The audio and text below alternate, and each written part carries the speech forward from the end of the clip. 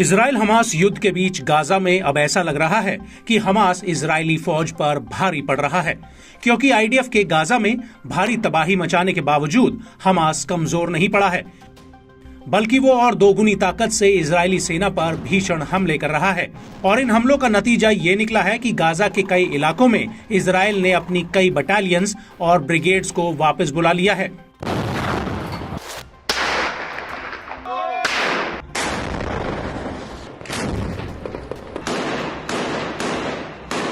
वहीं दूसरी तरफ हमास इजरायली सेना के ऊपर मानसिक दबाव बनाए हुए है।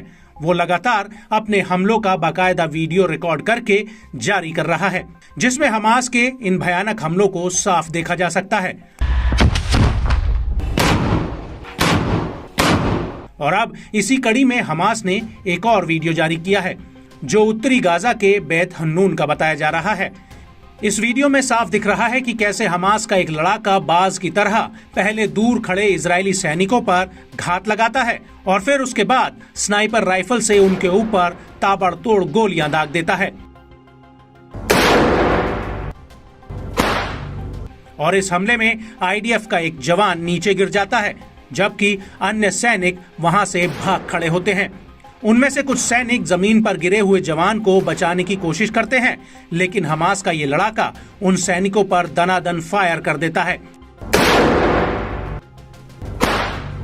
इस वीडियो के अलावा हमास की सैन्य शाखा अल-कुद्स ब्रिगेड ने भी एक वीडियो जारी किया है। ये वीडियो गाजा के ज़ेरोत और निरम इलाके का बताया जा रहा है।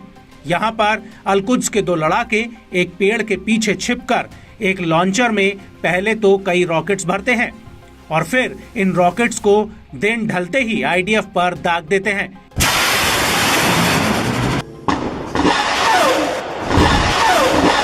वीडियो में आगे देखने पर यह साफ दिख रहा है कि कैसे एक के बाद एक हमास के लड़ाके इन रॉकेट्स को फायर कर रहे हैं और ये रॉकेट आसमान को चीरते हुए इजरायली सेना की तरफ बढ़ते हैं।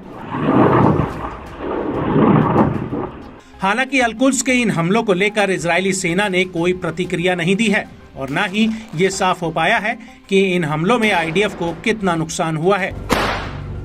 लेकिन इन वीडियोस से एक बात तो साफ हो जाती है कि गाजा में इजरायली सैनिक जहां जहां जा रहे हैं वहां वहां हमास के लड़ाके उनकी मौत बनकर उनके पीछे पीछे मंडरा रहे हैं और मौका मिलते ही ये लड़ाके घात लगाकर आईडीएफ पर हमला कर देते हैं।